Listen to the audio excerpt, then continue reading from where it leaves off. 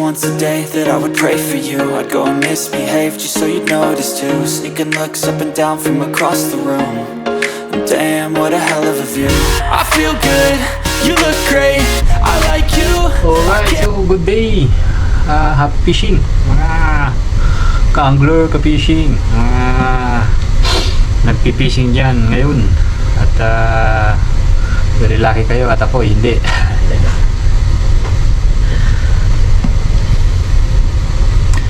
Okay, good day mga ka-fishing. So, ayan. Pero long time tayo walang upload na fishing and build. Dito tayo sa work eh. Kaya wala tayong videos. So, share lang ako itong video na to. I-share ko lang sa inyo yung ginawa ko dito sa kasisok ko. Yung last contract ko is gumamit ako ng wire. So ito yung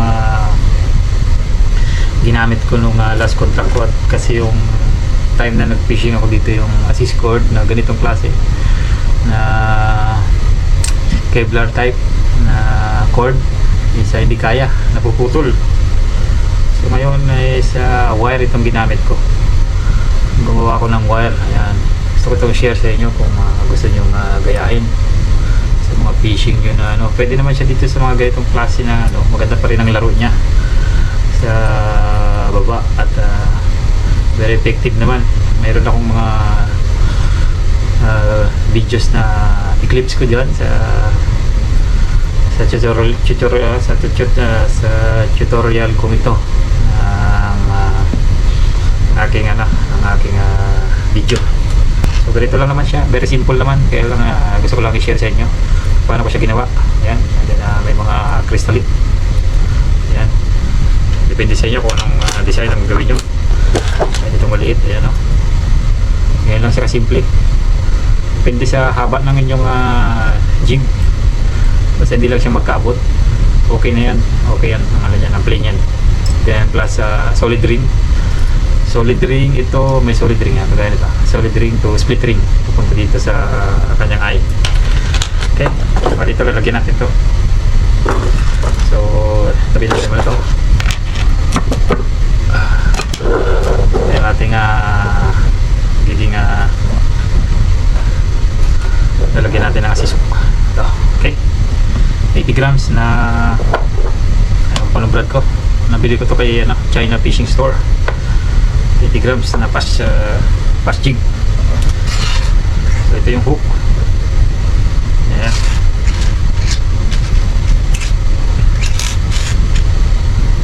Bahala na kayo mag measurement kung gano'ng kahaba. Galing dito sa class split.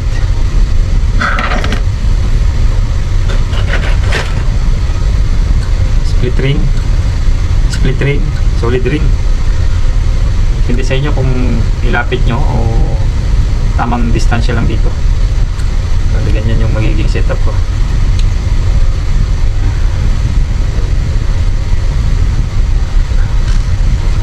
Okay.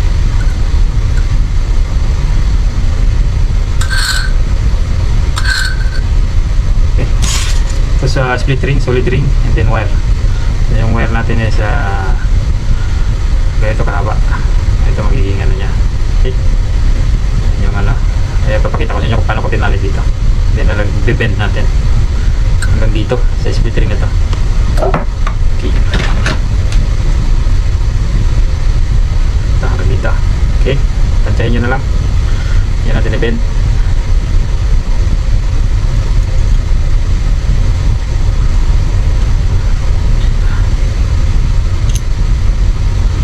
Stranded wire pala itong gamit natin. Wala kasi akong wire dito na stainless. Stranded siya. Galing siya sa wire na malaki. Yung kanyang single strand kinuha ko. Ito yung ginagamit ko dito ngayon. Okay, ayan. And so yan ang naging distansya niya para papunta dito sa solid ring.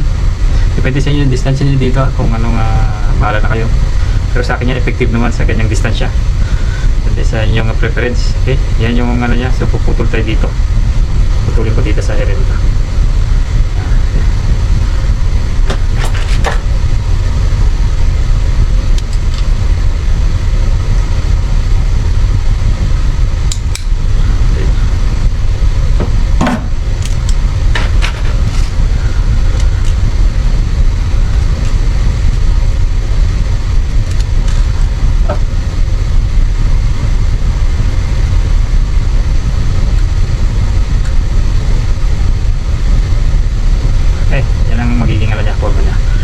magbibend yan dito. Okay, putol pa tayo siya. Rest na. Tatsayin nyo na lang.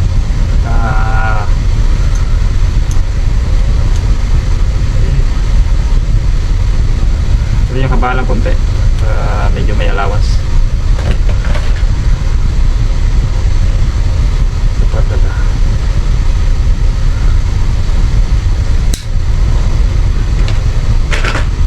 Okay. Yan.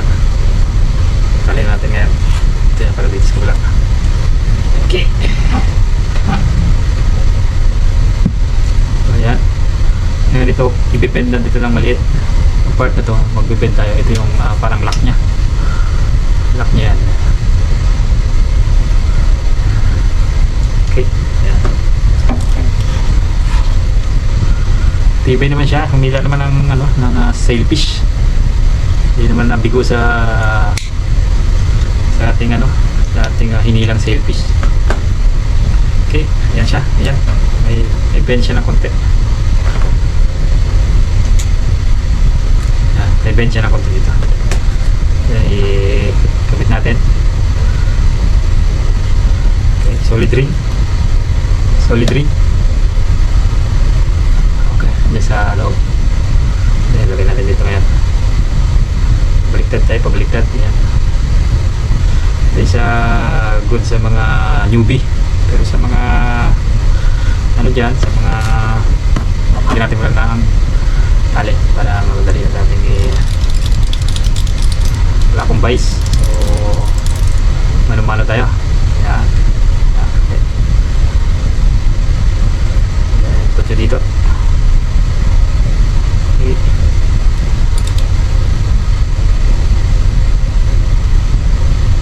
Mano-mano, manual. Ito yung clip.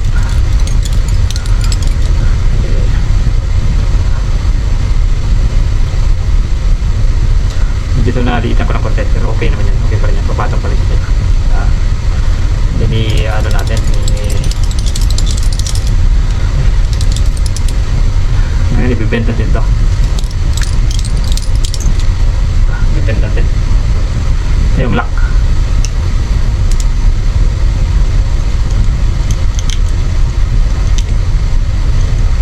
Okay. Ayan. Lock siya. Itong part ito naka-bend na. Yan yung lock. Yan, lagyan natin ang ito ngayon. Lapit ko lang yan. Hindi matatanggal kasi then tali ko na. Yan. Very simple lang. Napaka-simple. Very simple. And then lock mo na yung string. Yung string yung gamitin mo. Okay. Tanggal. Putol na putol.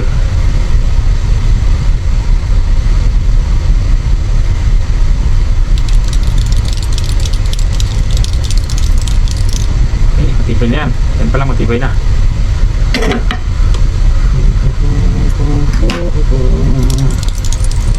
Okay. Pwede yung lagyan ng glue. Pwede yung lagyan ng glue. Okay lang rin yan. Para may konting tibay.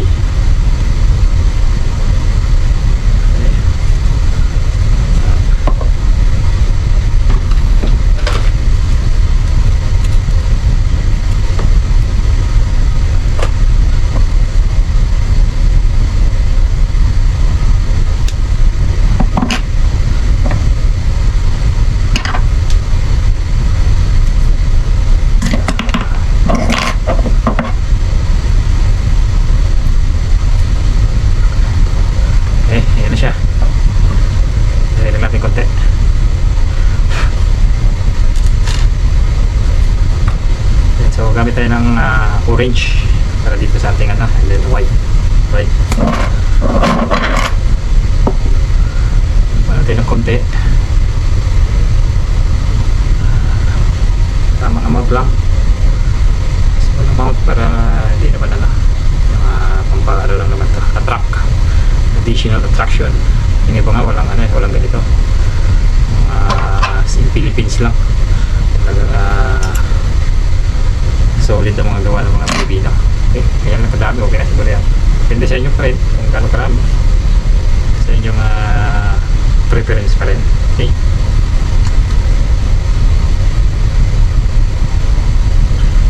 yan. Lock natin ulit.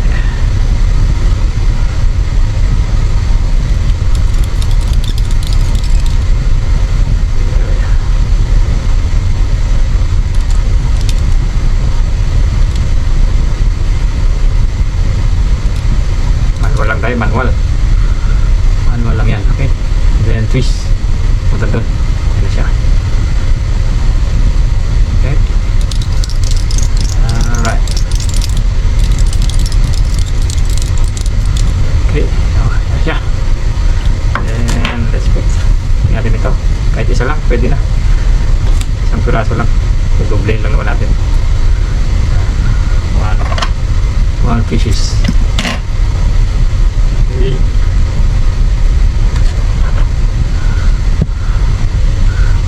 Iba kasi mga isda dito sa sa spot na to, anchorage spot.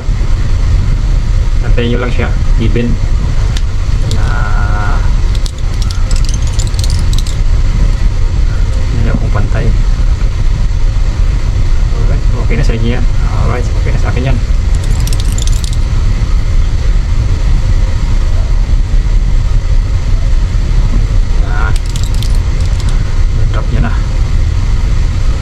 Luminous pala itong na to, itong crystalite na ginagamit ko.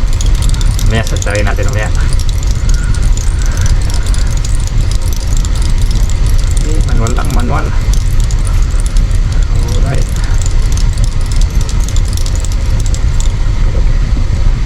then glue para dumikit.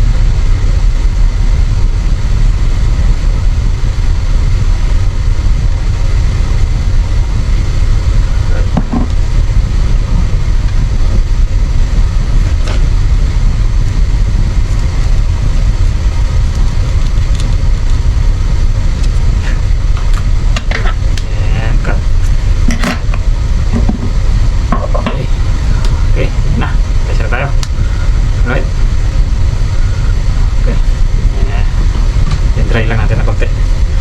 Then lagyan natin ng wrap ng white itong part na to, i-wrap natin. Okay,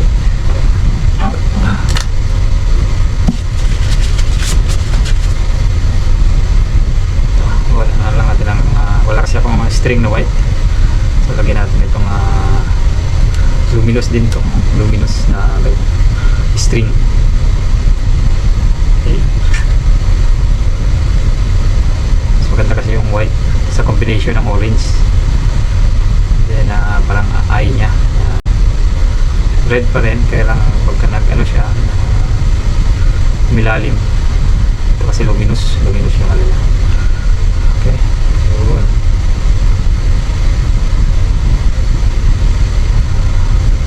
mag white lang siya.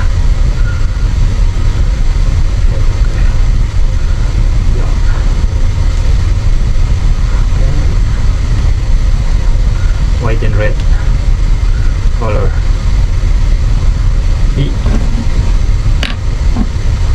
Then natin ang blue.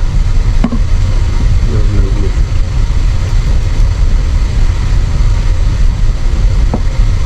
Then yan natin siya UV. Okay, yan natin siya ng UV resin.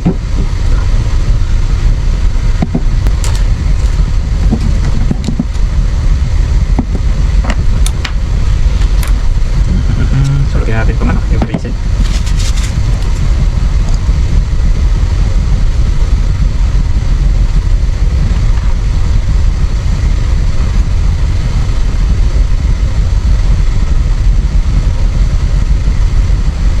Maganda yung matibay talaga siya.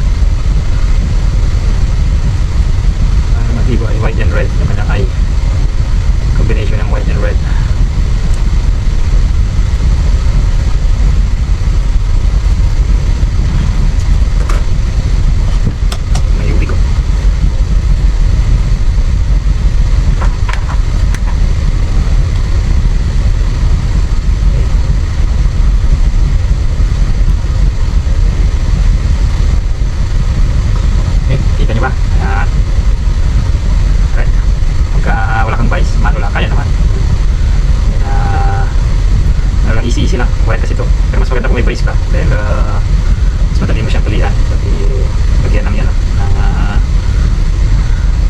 ng attractive string. Okay. Ito siya. Ito lang content.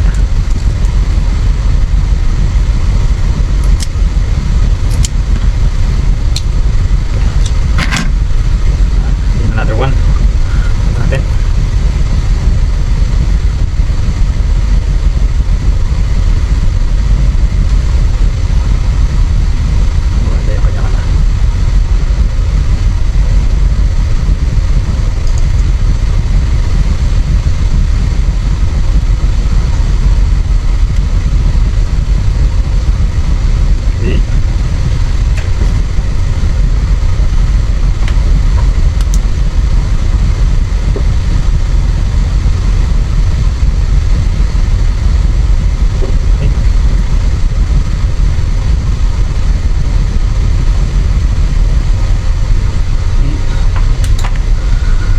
Okay, ayan na siya.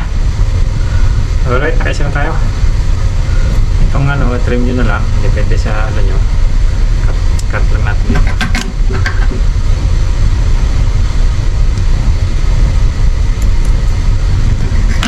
Straight lang, ayos na sa akin. Kasi magiging magpe-play naman na siya yan. Okay, ayan na yung ating isa. Okay. And then ito para maganda siyang tignan itong wire kasi stranded siya. Pwede mo siyang ikutin.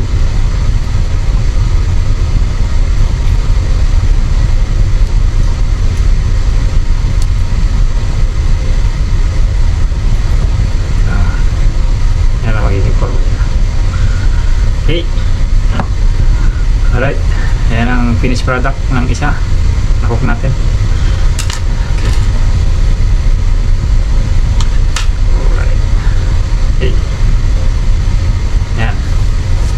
Tuwing ko lang ito, then ipakita ko sa inyo yung finished product. Okay.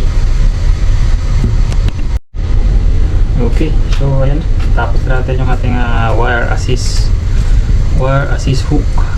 Okay, yan na siya ngayon. Yan ang forma niya ngayon. Yan. Okay, parehas ang kulay dahil white and red ang aking parang eye, para halos parehas itong kulay nito. Depende sa inyo kung anong gusto nyo. Nasa inyo naman. Kung nasa inyo diskarte style. Okay, like dito is green flasher din, and white flasher and green crystalite. Okay, iba-ibang klase. Kaya nito ating isang and then ito full orange, luminous orange din yan. Luminous orange, pero ito is hook lang. Ito with the green flasher. Okay, sa inyo yan kung anong gusto nyo. Basta okay, naituro sa inyo yung specialist sa mga newbie. Okay, yun lang natin para makita nyo kung ano yung kulay niya sa gabi. Ganda kasi itong nabili ko na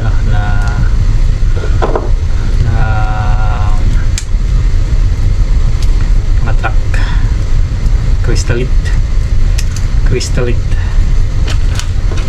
Okay, ayan, kabit natin. Then kayo nang bahala sa anong kulay ang gusto nyo sa inyong paggawa. Ito lang yung method ko sa okay naman siya sa fishing ko. Wala naman naging problema sa fishing ko. Sa startup ng video ko, kita nyo naman kung ano yung mga nahuli niya. Okay, ayan yung niya. Ayan yung kanyang formula. Yun. Okay. Then, try natin. Pailawan. Ikura niya sa gabi. Okay.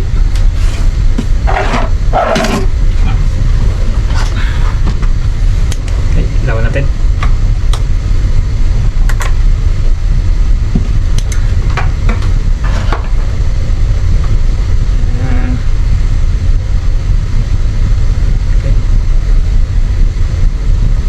Natin siya sa gabi. Okay, madilim.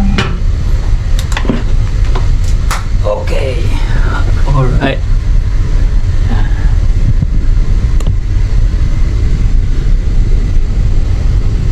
kulay niya sa gabi. Okay.